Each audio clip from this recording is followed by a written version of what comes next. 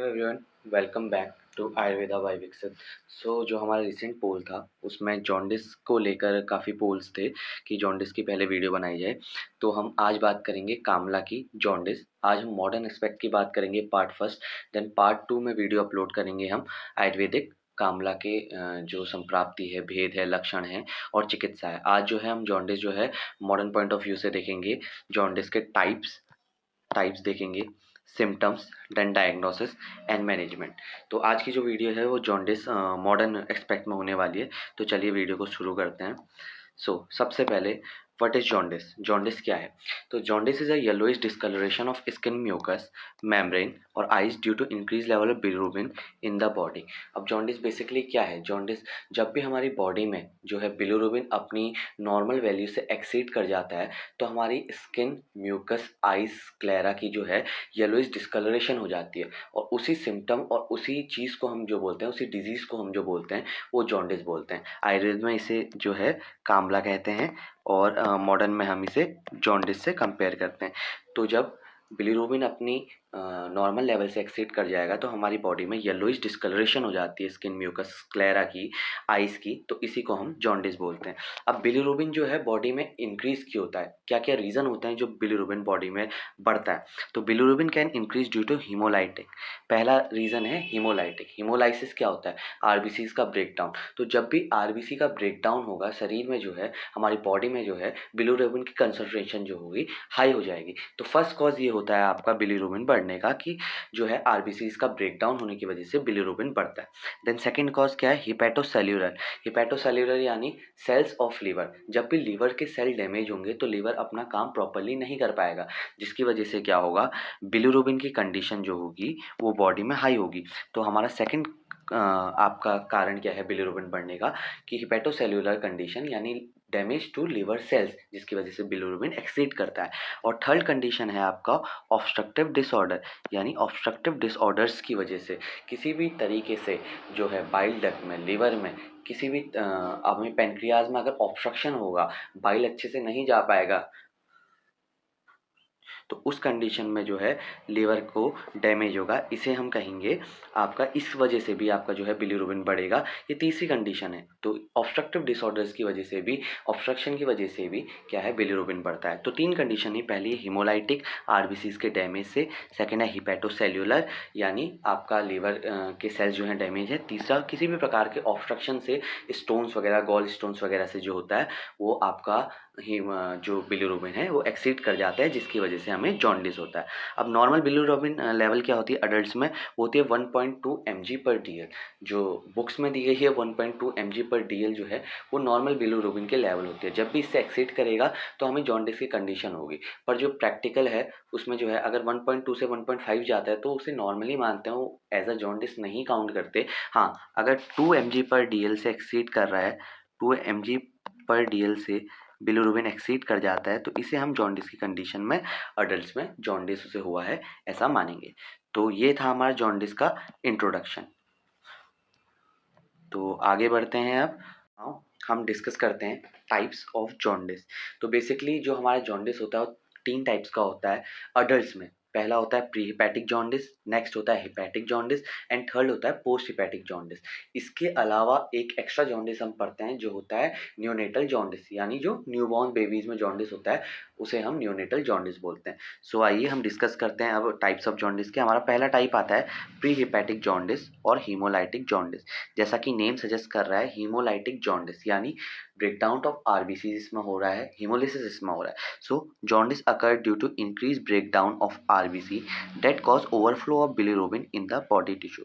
अब क्या है, ये जॉन्डिस क्यों हो रहा है? प्री हिपैटिक जॉन्डिस और हीमोलाइटिक जॉन्डिस क्यों हो रहा है? क्योंकि एक्सेसिव ब्रेकडाउन हो रहा है आरबीसी का बॉडी में, जिसकी वजह से बिलिरुबिन की जो है कंसंट्रेशन वो ब्लड में जो है बढ़ गई, ब्लड में जो है एक्सीड कर जा रही है, जिसकी वजह से अल्टीमेटली हमें आपका जॉन्डिस की कंडीशन होती है।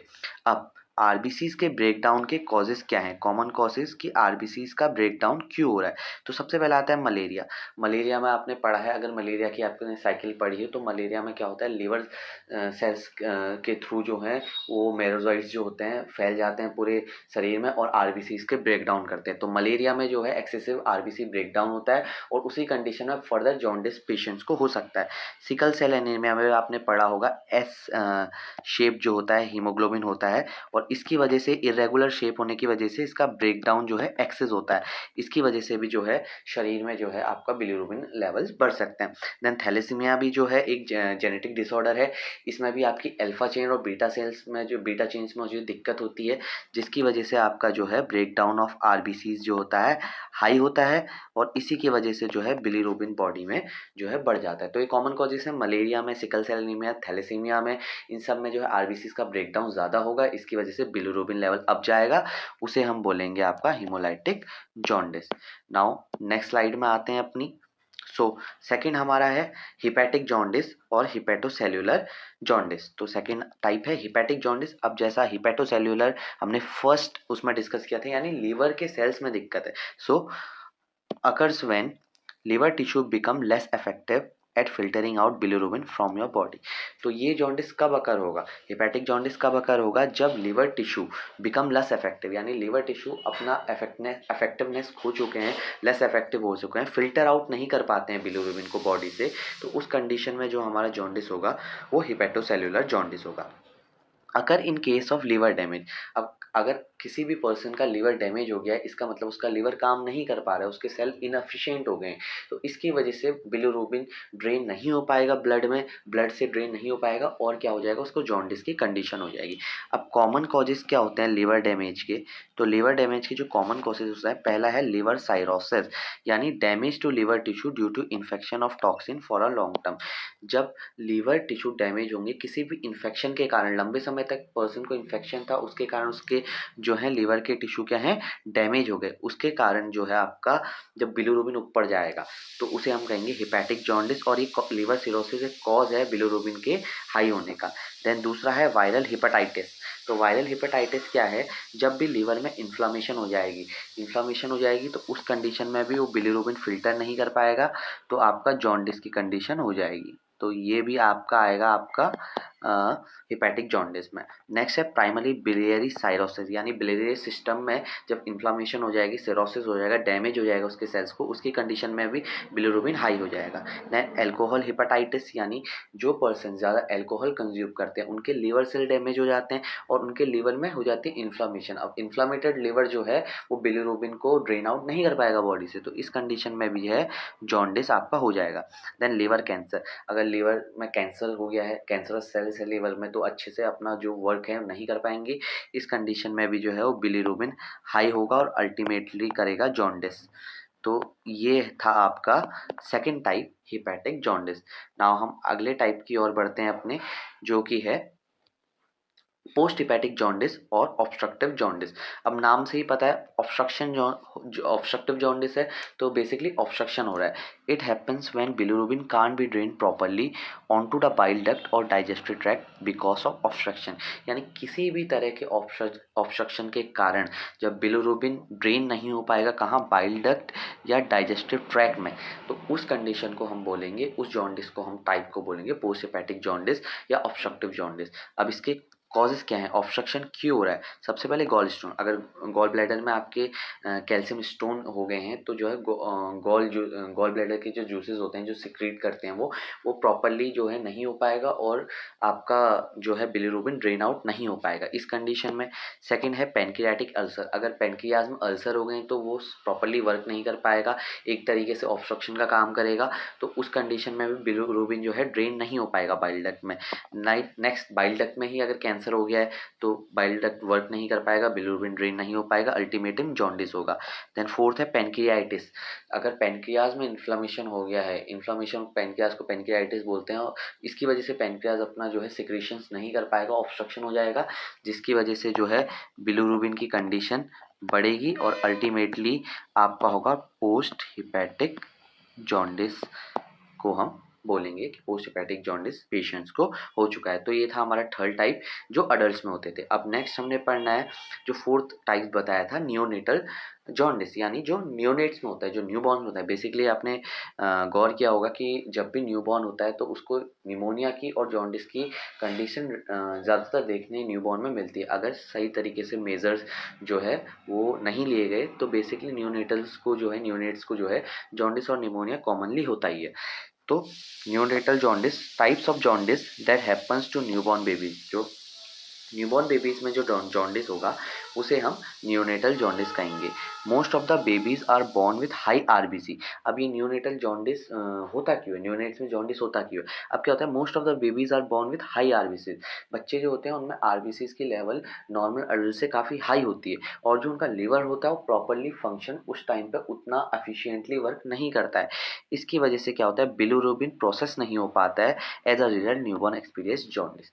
तो आरबीसी की लेवल हाई है, ब्रेकडाउन होगा तो बिलिरुबिन बॉडी में बढ़ेगा, बिलिरुबिन बढ़ रहा है, लेकिन न्यूनेट्स का लीवर उतना एफिशिएंटली बिलिरुबिन ड्रेन नहीं कर पाता, उतना फंक्शन उसका उतना अच्छा नहीं होता है एज़ कम्पेयर टू अडल्ट। इसकी वजह से जो है न्यूनेट्स में जॉन्डिस की कंडीशन आती है।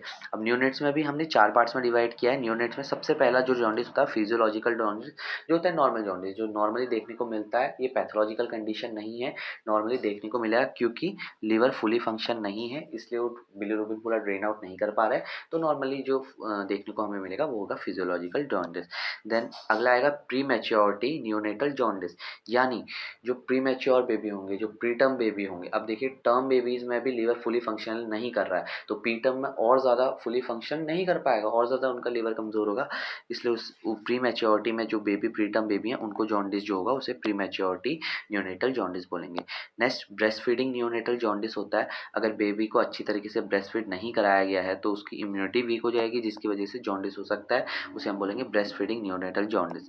नेक्स्ट है इनकम्पैटिबल ब्लड टाइप, यानी आरएच इनकम्पैटिबिलिटी। आपने पढ़ी होगी आरएच एंटीजन जो आरबीसीज में होता है, जब मदर और बेबी का जो आरएच जो है इनकम्पैटिबल होता है तो उस कंडीशन में भी जो है आपका जॉन्डिस हो सकता है, जिसे हम बोलेंगे incompatible blood type neonatal jaundice. तो ये था न्यूबॉर्न्स का जॉन्डिस। नाउ अब हम अपना नेक्स्ट देखते हैं।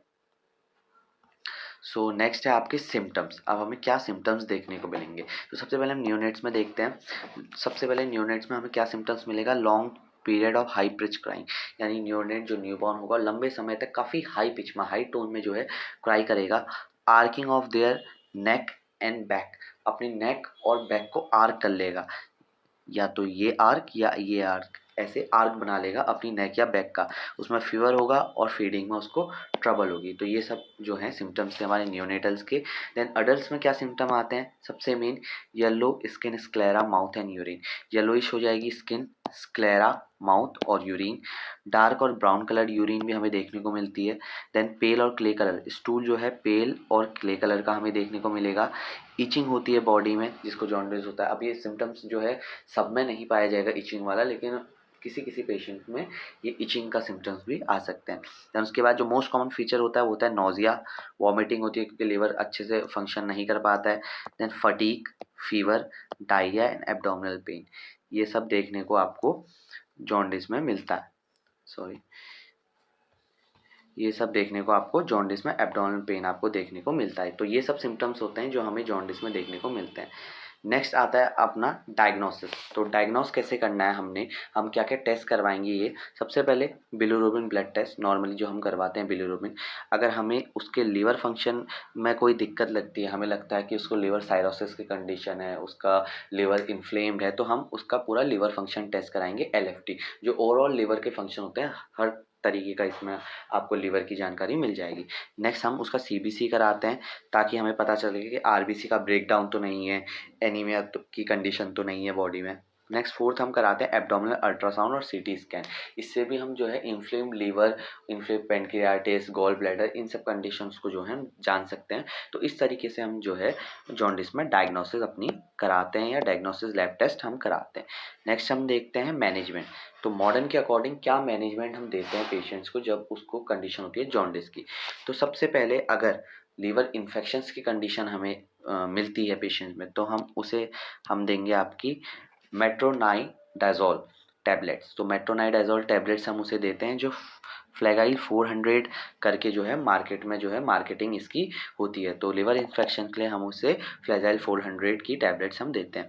देन जो मोस्ट कॉमनली यूज़ होती है और मोस्ट इम्पॉर्टेंटली मॉडर्न में यूज़ होती है, वो होती है आपकी L-ऑर्थिनीन और एस्पार्टेट टैबलेट, जो हेपामर्स करके जिसकी मार्केटिंग होती है। बेसिकली जॉन्डिस में बिलीरुबिन को कंट्रोल करने के लिए हम L-ऑर्थिनीन और L एस्पार्टेट की टैबलेट्स हम देते हैं। देन उसके बाद हम पेशेंट को मल्टीविटामिन्स टैबलेट्स देंगे, अगर उसकी विटामिन्स की जो है जो कंज्यूम है वो फूड से नहीं हो रहा है तो हम उसको मल्टीविटामिन्स देंगे। देन हम एक एडिशन ऑन चलाते हैं, लिवर 52 टैबलेट सिंपल या लिवर 52 डीएस की सिरप या टैबलेट, जो भी पेशेंट को फेवरेबल हो टैबलेट्स या सिरप में से, तो लिवर 52 की हम ये एडिशनली चलाएंगे।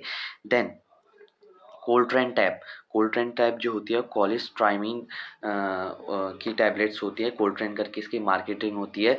ये टैबलेट्स हम देते हैं आपकी कोलेस्ट्रॉल को कम करने के लिए। कोलेस्ट्रॉल को कम करने के लिए ये टैबलेट्स दी जाती हैं, ताकि जो लिवर में जो हाई डेंसिटी एचडीएल बन रहा है, सॉरी एलडीएल बन रहा है, हाई डेंसिटी तो अच्छा होता है, एलडीएल जो बन रहा है उसकी जो हो कोलेस्ट्रॉल की प्रोडक्शन वो कम हो जाए, ताकि लीवर जो है अपना फंक्शन अच्छे से कर पाए, उसमें इन्फ्लामेशन नहीं हो। ये सब के लिए हम जो होते हैं क्लोट्राइन टैबलेट देते हैं। अब अगर सीवियर कंडीशन आती है, पेशेंट को सीवियरली जॉन्डिस है, उसका बहुत ऊपर पहुंच गया है 3.5 ये इस कंडीशन में उसका जॉन्डिस जो है बिलीरुबिन के लेवल पहुंच गया है, तो हम उसको आईवी से जो है आपका डीएनएस में हर्पामेर्स का इंजेक्शन, यानी L-ऑर्थिनीन और L-एस्पार्टेट का इंजेक्शन जो है वो डीएनएस में मिला के उसको आईवी के थ्रू हम उसको लगाते हैं। तो ये था हमारा जॉन्डिस का पार्ट फर्स्ट मॉडर्न के अकॉर्डिंग। नाउ पार्ट सेकंड में हम बात करेंगे कामला में आयुर्वेद के अनुसार उसके भेद, लक्षण, संप्राप्ति एवं चिकित्सा कैसे की जाती है। तो प्लीज़ अगर आपको अच्छा लगा हो तो प्लीज़ लाइक करें, सब्सक्राइब करें। Thank you. आज के लिए इतना ही, बाकी मिलते हैं अगली वीडियो में।